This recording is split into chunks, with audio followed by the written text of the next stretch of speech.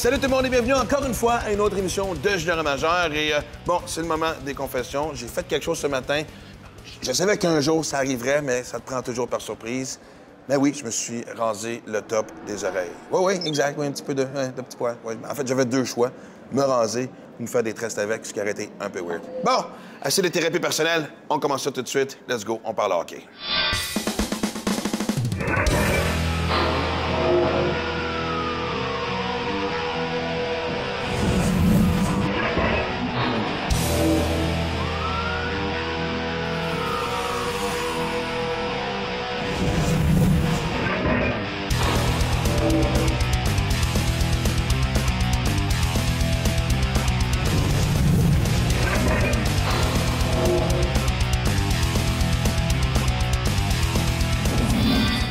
Qui dit temps des fêtes dit deux choses. Hein? C'est le retour d'Astérix et Lucky Luke à Ciné-Cadeau. Et bien sûr, le championnat mondial junior. Et qui de mieux pour faire le tour de tout ça que mon frère de sang, Michael Lancette.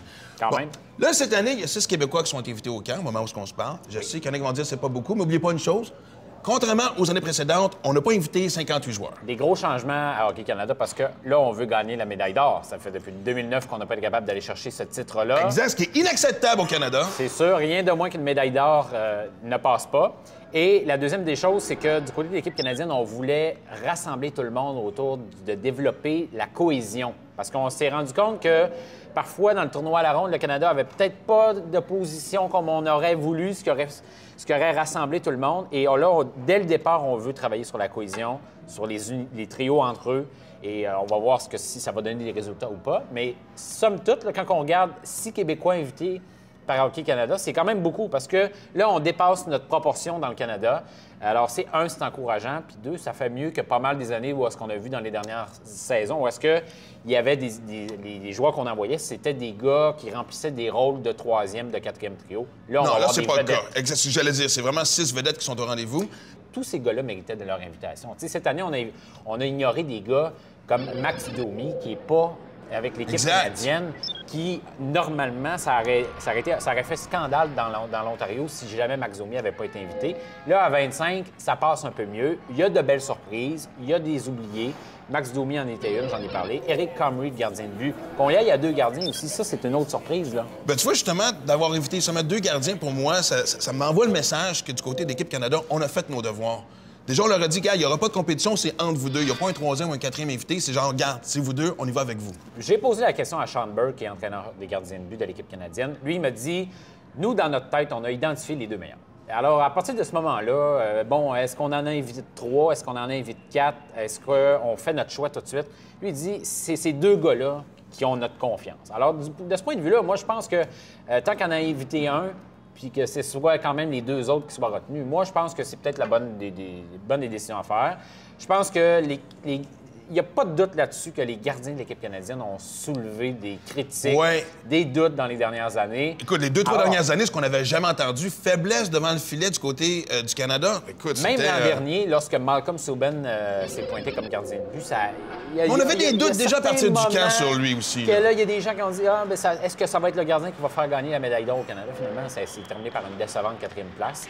Et je pense que Zachary Foucalé, je pense que les regards sont sur lui. Parce que, qu'on le veuille on peut-tu tout de suite annoncer que ça va être le gardien numéro 1? Dans ma tête, à moi, oui. Mais dans la tête d'Hockey Canada, le message qu'ils ont véhiculé, c'est de dire il va y avoir une belle lutte entre les deux. Patterson a de l'expérience. Zachary Foucalé a vécu des grands moments avec les Mousettes d'Halifax, est allé chercher. Il a livré sous pression. Et ça, je pense que c'est une donnée qui est importante dans cette équation-là de gardien, où est-ce qu'on veut que le gardien de l'équipe canadienne, là, il soit capable de le donner des victoires à l'équipe. Et là, bien, il reste 3 joueurs à couper. Un défenseur, 2 attaquants. Et je pense qu'il y a quand même de belles surprises, mais moi, ma grande surprise, c'est l'absence de Max Domi, il n'y a pas de doute là-dessus. Et la présence de Josh Anderson, un choix de 4e tour, qui joue à London, alors coéquipier de Max Domi. Je comprends la déception de Domi parce qu'honnêtement, jouer pour l'équipe Canada Junior, c'est un rêve pour tous ces gars. Je suis entièrement d'accord, mais je pense que c'est l'autre. Quand je regardais justement les joueurs invités, j'avais dans la tête le film Miracle, où on regardait la sélection de l'équipe américaine de 1980. On avait bien fait nos devoirs pour vraiment aller chercher vraiment précisément ce qu'on voulait. C'est pas toujours le meilleur talent, c'est d'avoir des joueurs qui sont capables de remplir des rôles précis. Et c'est exactement ce qu'on a ici sur la feuille. Exactement. Et par exemple, Félix Girard. C'est l'exemple parfait du genre joueurs à qui on va confier un rôle, peut-être plus défensif, aller chercher des mises en jeu. On sait qu'il est excellent sur les mises au jeu. C'est très important dans des compétitions internationales où est-ce que tu prends des mises en jeu importantes dans ta zone, tu veux passer des moments importants en désavantage numérique. Alors, moi, je pense qu'il y a plusieurs joueurs là-dedans qui cadrent avec des rôles bien précis. Charles Hudon va possiblement hériter d'un rôle beaucoup plus offensif Bien, en fait, que Hudon, ce qu'il avait eu. Manta, Drouin, là, je pense que le rôle à eux autres, c'est clair. Est-ce que, là, la grande question, on va jouer avec ça dans les prochains jours, est-ce que ce trio-là sera réuni pour le championnat mondial junior? Bien, on parlait Parce de que ça a la chimie. tellement bien été à la Super Série C'est ce que j'allais Subway. dire. Là, est-ce que ces gars-là, les trois parlent français? Veut pas, la barrière de la langue, on dit que c'est pas... c'est les 6 en question parlent bien anglais, c'est pas un problème, mais je pense qu'ils ont développé une chimie, ils ont développé une façon de travailler ensemble. Puis c'est 3 joueurs qui se complètent assez bien, on s'entend dessus? Exact, ça serait réglé. Garde, je pense qu'il y a un souci de moins pour l'équipe Canada. Mais on verra. Je pense que l'équipe canadienne va exclure aucun scénario. Ils vont évaluer ce qu'ils ont sous la main. Mais Brent Sutter, il a une bonne équipe de hockey, mais je pense pas que le Canada est favori. Alors, ça sera... Mais tant mieux, je pense. Gagner. Tant mieux, parce qu'on peut surprendre dans ce moment-là. Et en fait, de nos 6 Ou ne pas invités... décevoir. Si on gagne pas la médaille d'or. Je préfère l'autre version. Je préfère l'autre ça. version, mais fait que si je comprends bien, selon toi, de nos 6 joueurs invités, Moi, les 6 ont des bonnes chances de rester. Moi, je pense qu'ils vont rester tous les 6. On verra. Il peut y avoir des blessures. Charles Hudon en est un bon exemple l'an passé. Tu fais ton prophète de malheur. Non, là, je tu fais ton sais. prophète de malheur. Je veux pas annoncer quoi que ce soit. Mais je pense qu'on n'est pas à l'abri de ça pour les joueurs de l'équipe canadienne. On verra si l'équipe va aller chercher la médaille d'or. Mais je pense que c'est bien parti. Tu regardes sur papier, l'alignement est là de qualité. Bon groupe d'entraîneurs avec Brent Sutter. Brent Sutter, honnêtement, là, Ah non, regarde. si ça s'accrochit, je pense qu'il va... Sommet de hockey, ça paraît à serrer à ton la niveau. vis, puis ça va être reparti. Exact. Et tu vois, je vais m'en servir comme lien. Tu as dit bien parti. Sais-tu aussi qu'est-ce qui est bien parti? C'est notre page Facebook. J'aimerais ça remercier tous les gens qui se sont déjà joints, qui ont liké, comme on dit. Et d'ailleurs, on encourage toujours, évidemment, les gens à venir nous écrire vos commentaires. Et aussi aux jeunes, les jeunes joueurs, parce que là, évidemment, pour ceux qui étaient là la première semaine, à la fin de la saison, on va avoir le gala du vestiaire, comme on a choisi comme terme, comme nom, comme titre, et avec plusieurs catégories, dont le joueur le plus superstitieux, le dernier habillé, le fils à maman, etc. Les catégories sont sur la page, donc allez voir ça. Et pour vous donner un exemple des nominés, en fait, Attends, je vais même dire... Un exemple des joueurs stoulés par le capitaine. Regardez ce que ça donne. Ah, ça, c'est sans aucun doute Anthony Manta, là. J'irais moi-même. On va dire, il en fait tellement des affaires, là, que ce soit avant les games, dans les pratiques, dans les warm-up. Les autres gars dans la chambre peuvent pas utiliser mon tape blanc ou mon tape papa d'avant moi. Le tape blanc, si après la deuxième période, j'ai pas de but, il va falloir que je l'échange avec un autre gars dans la chambre. Avant chaque game, il tape son bâton d'une façon. Après ça, faut pas que tu touches à son bâton. Et aussi, je mange de la gomme pendant le warm-up, entre les périodes, puis le nombre de gommes que je prends pendant la game, il faut que j'arrive proche du nombre de points. Quand t'embarques sur la glace, il faut toujours qu'il embarque en premier. Des exercices dans le warm-up, il faut toujours qu'il le fasse en premier. Fait que c'est plein de petites affaires comme ça que... Il y a juste moi qui le sais vraiment, mais qui est drôle pareil si on le dit. Puis là, ouais. Il nous oblige pas à le faire, mais tu sais, il veut, fait qu'on le laisse faire. Puis, s'il y a une mauvaise période, il va taper son bâton. S'il y a une mauvaise game, il va changer de bâton. C'est beaucoup sur ses bâtons, je dirais.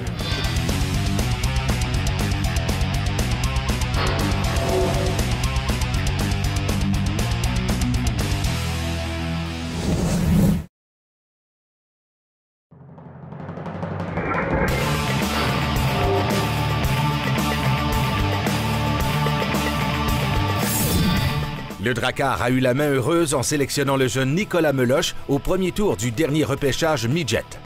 Choisi 15e au total, Meloche trône actuellement au sommet des meilleurs pointeurs chez les défenseurs de première année dans le circuit Courteau. Le natif de Rosemère a d'ailleurs récolté 5 buts sur le jeu de puissance, une belle marque de confiance de son entraîneur Éric Veilleux. Éligible au repêchage de la Ligue nationale de hockey en 2015, le défenseur de 6 pieds 2 pouces et 194 livres affiche le 2e meilleur ratio de plus et moins chez les joueurs du Drakkar. C'est sûr, c'est surprenant. On a une belle équipe, fait que c'est sûr que ça facilite ma game.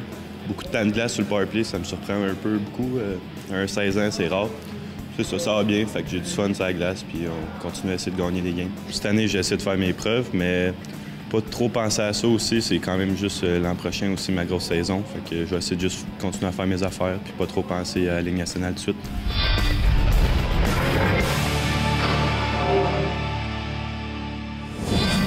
J'aime ça recevoir des invités qui n'ont pas besoin de présentation. Ça m'évite d'en écrire une. Vous le connaissez, vous le reconnaissez, Patrice Brisebois. Tellement content que tu sois ici. Un plaisir, Maxime. Et je vais commencer par te féliciter, en fait, pour ton intronisation qui s'en vient au printemps au temple de la renommée de la Ligue de hockey junior majeur du Québec. C'est pas un scoop, c'est fait, il le sait. Ouais. Et selon tous les anciens joueurs à qui j'ai parlé, peu importe ce qu'on a accompli dans la Ligue nationale, dès qu'on parle de leur stage junior, il y a un sourire qui vient automatiquement. Effectivement. Écoute, quand j'ai reçu la nouvelle, c'est certain extrêmement heureux parce que c'est vraiment un bel honneur. Quand tu vois tous les joueurs qui sont au temple de la renommée, on parle, écoute, de Guy Lafleur, Mario Lemieux, Patrick Roy. Des idoles de jeunesse. Des idoles de jeunesse, exactement. Alors là, tu vas en faire partie. Alors, c'est vraiment spécial, puis je suis vraiment choyé de ça. Qu'est-ce que tu retiens, toi, justement, de ton stage? On sait que c'est vraiment la grande transition. Tu deviens un homme dans le junior, là. Oui, effectivement.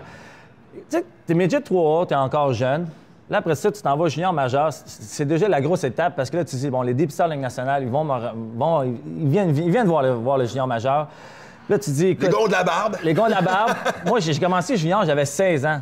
Puis comme tu dis, je me souviens d'un gars, un joueur qui s'appelait Pierre Millier.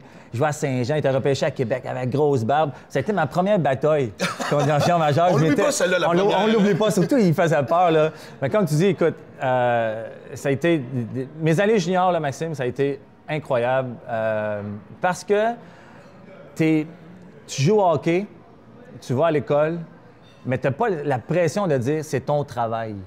C'est encore une passion, c'est encore... Exactement. Tu sais quoi, je joue au hockey parce que je veux réussir, je veux faire comme mes idoles de jeunesse, mais c'est pas encore ton travail.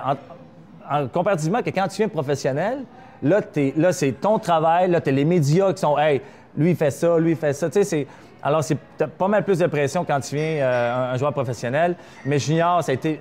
Je le dis souvent, c'était quasiment mes plus belles années parce que, premièrement, partout où j'ai gagné, partout où j'ai passé, on a gagné. J'ai joué avec des joueurs incroyables. Alors, c'est vraiment des belles années. Puis tu as encore l'occasion de côtoyer cet environnement-là, parce qu'évidemment, ton boulot chez le Canadien, c'est de suivre les jeunes en développement. J'allais dire, dans ton temps, ça fait toujours bizarre, mais tu m'as dit ça tantôt... fait 20 ans, ça fait déjà 20 ans. C'est quoi ouais. la grande différence entre le junior de l'époque et aujourd'hui? Moi, je pense que les jeunes, présentement, sont beaucoup mieux renseignés par rapport... que ce soit sur la patinoire, que ce soit l'éthique de travail, que ce soit la nutrition, que ce soit l'entraînement hors glace. Je crois que maintenant, les jeunes le savent que s'ils n'ont pas une éthique de travail, moi, je leur dis, c'est leur conseil que je leur dis. Le talent, ce n'est pas assez. Si tu penses qu'avec ton talent, tu vas réussir à l'autre niveau, je m'excuse, mais tu ne passeras pas. La compétition dans la Ligue nationale, présentement, là, elle est incroyable.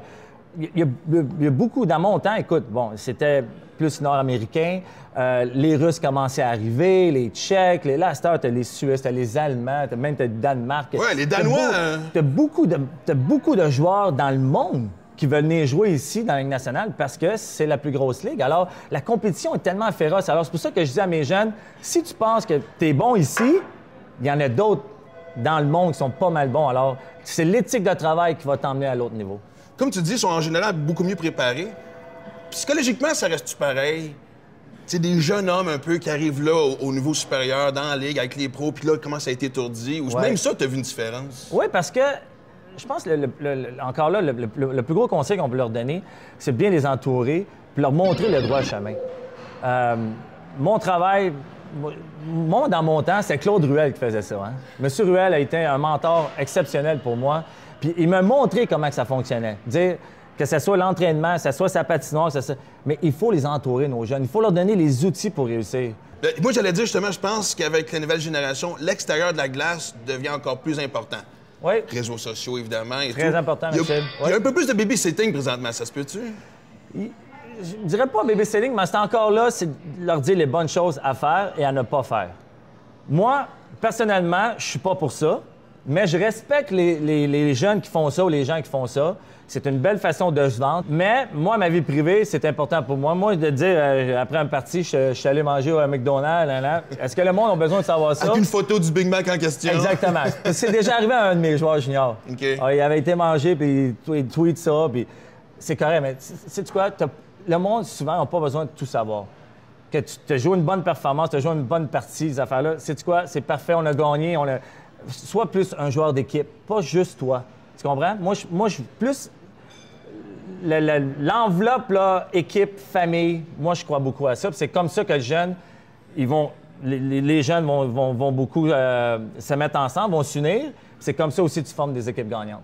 Ben, tu vois, je m'attendais un peu à ça comme discours, mais avec plus la phrase de « Dans mon temps, on n'avait pas ça! » Ouais, mais... On prend une pause, on revient tout de suite, encore une fois, avec Patrice Brisebois.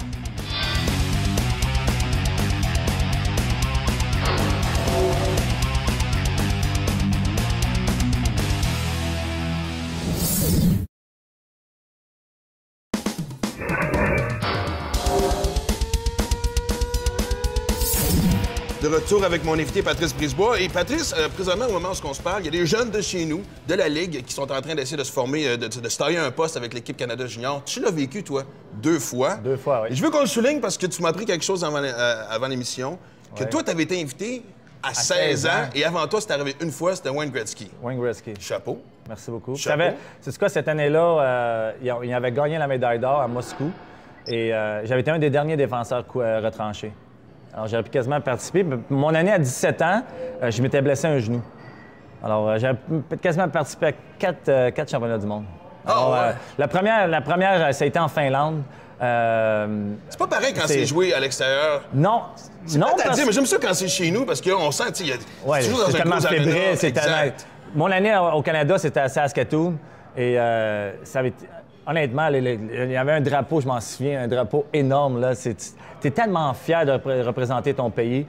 Ce qui est beau d'équipe Canada, c'est que en même pas 2-3 semaines, il faut que tu formes une équipe.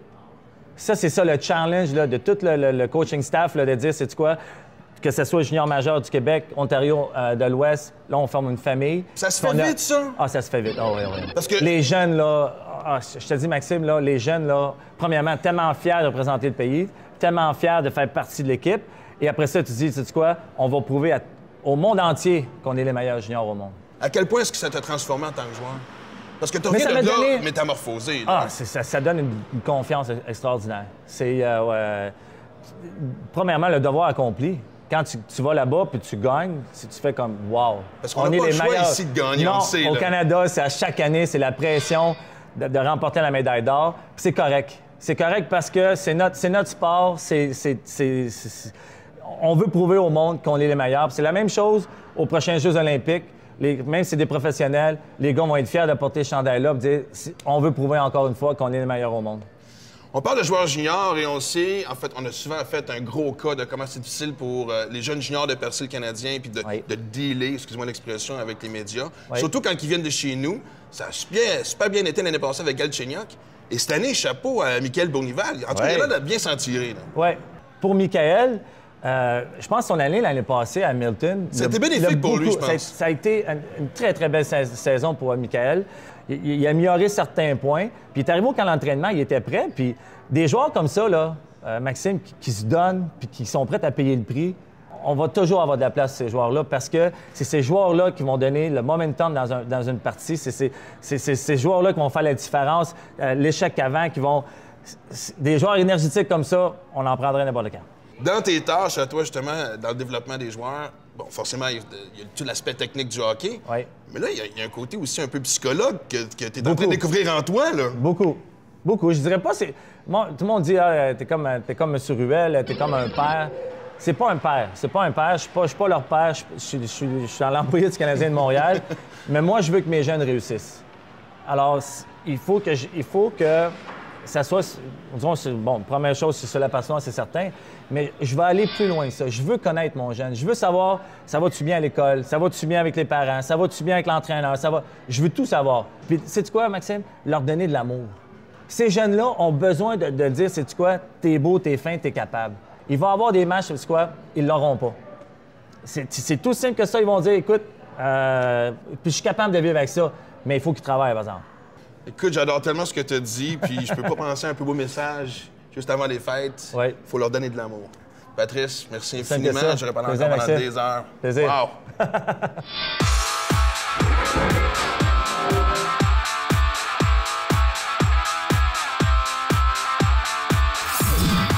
Un 5e joueur de la Ligue de hockey junior majeur du Québec est devenu la propriété du Canadien de Montréal dans les derniers jours. L'organisation a mis sous contrat l'attaquant de 20 ans Jack Nevins des Islanders de Charlottetown. L'Ontarien de 6 pieds 2 pouces et 205 livres est le deuxième joueur le plus puni depuis le début de la saison dans la LHJMQ. En 34 parties, il a laissé tomber les gants à 7 occasions. Nevins assume le rôle de capitaine des Islanders cette saison. Il a joué pour 3 équipes de la Ligue junior de l'Ontario avant de s'amener à Charlottetown la saison dernière.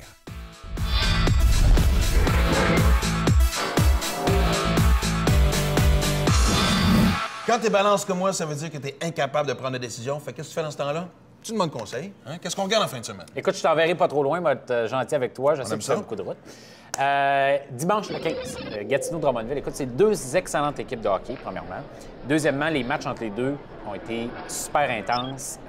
On s'aime pas trop, d'ailleurs, entre Drummondville Mais et Gatineau. n'importe qui dans cette division-là, on dirait qu'on... Je sais pas, tu sais, la rivalité est pas mal appliquée dans toutes les équipes. Oui, quand tu regardes Boisbriand, Val-d'Or, ces 2 équipes-là, Drummondville et Gatineau, ouf, c'est 4 excellents clubs de hockey.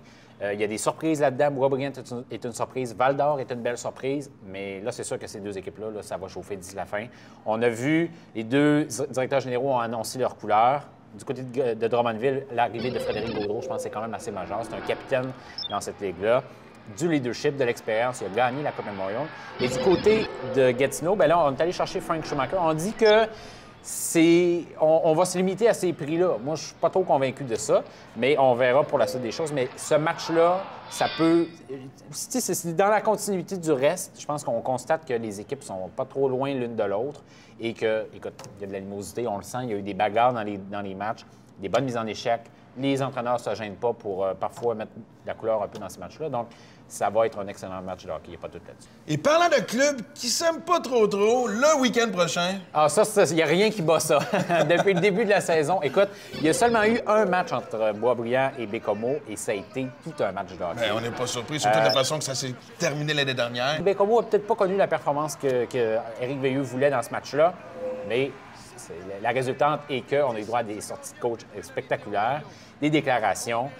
Du côté de Boisbriand, ben, on a accusé l'adversaire d'avoir allumé les feux. Bon, évidemment, ça fait partie du jeu. Exact. Du côté de On Bécomo, aime ça quand ça déborde un peu en dehors de la glace comme ça. ben, c'est ça. Écoute, on se régalait de ça, nous autres, en point de presse d'après-match.